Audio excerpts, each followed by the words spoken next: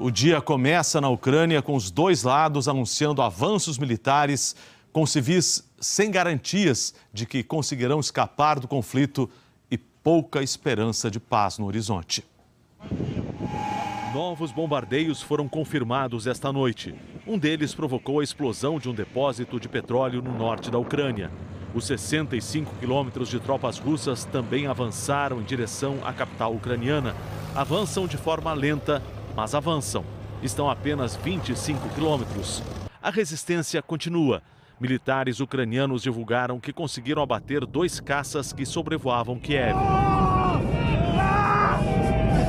O governo ucraniano também afirmou ter matado um importante general russo. A inteligência militar ucraniana informou que Vitaly Gerasimov, um major-general russo, morreu perto de Kharkiv. Gerasimov participou da Segunda Guerra Chechena e da operação militar russa na Síria e também recebeu uma medalha depois da anexação da Crimeia. Ele seria o segundo general do alto escalão russo a morrer na Ucrânia. Segundo o Pentágono, o Kremlin está frustrado com o ritmo das operações. Na frente diplomática, o ministro de Relações Exteriores da Ucrânia, Dmytro Kuleba, deve se encontrar na quinta-feira com o chanceler russo Sergei Lavrov. O encontro vai acontecer na cidade de Antalya, no sul da Turquia. O governo turco tem se oferecido para mediar uma solução para a guerra desde o começo do conflito. Vamos ver todos os destaques da matéria de Marcelo Corregi. Dizem os russos que os ataques às cidades ucranianas buscam alvos militares. São feitos com armas de precisão. As imagens dessa segunda-feira mostram o contrário.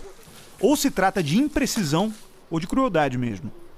Carros, escolas, prédios residenciais inteiros perfurados pela artilharia do exército de Vladimir Putin. Essa é Chernihiv, uma cidade com 300 mil habitantes ao norte da capital Kiev. Poderia ser Kharkiv, a segunda maior do país com mais de 1.400.000 pessoas. Os escombros descaracterizam as cidades. Todas parecem a mesma. Destruição sem fim.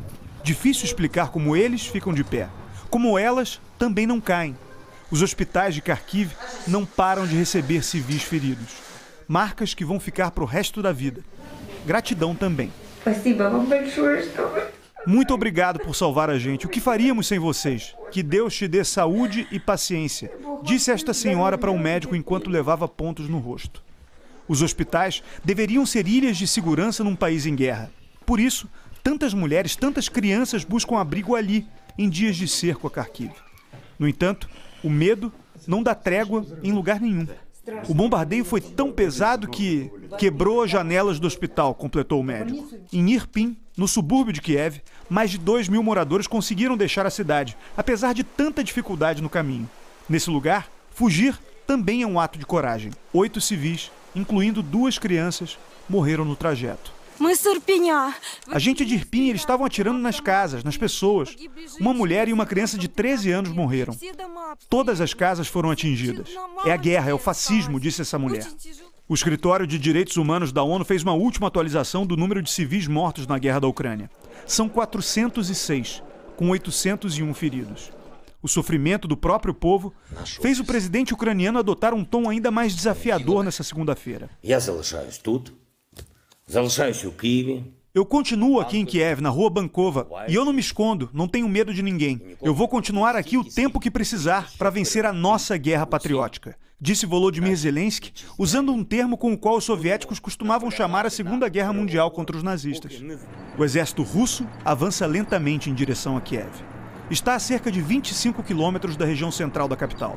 Outras cidades ucranianas vivem a tensão de uma invasão iminente. No sudeste, Mariupol está cercada. Mykolaiv começou a ser atacada e pode virar uma porta de entrada para Odessa, com mais de 1 milhão de habitantes. O controle do maior porto ucraniano poderia criar um corredor russo no sul do país, onde o exército invasor ficaria muito perto da Moldávia, antiga República Soviética, com um território separatista russo, a Transnistria.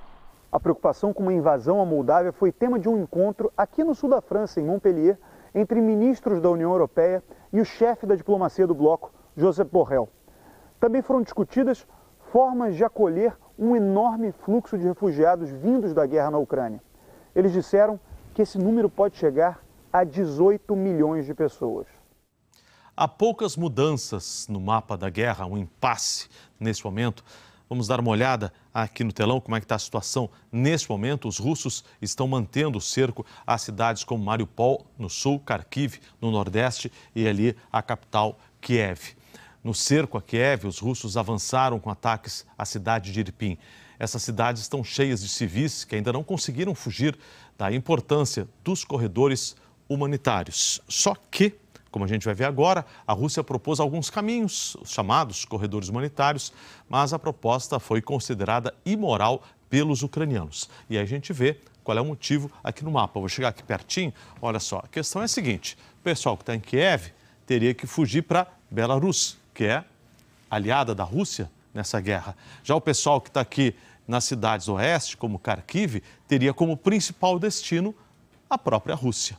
Essa é a questão que está em jogo. Por isso que a Ucrânia não tem aceitado essa proposta da Rússia e os países do Ocidente também têm criticado essa proposta.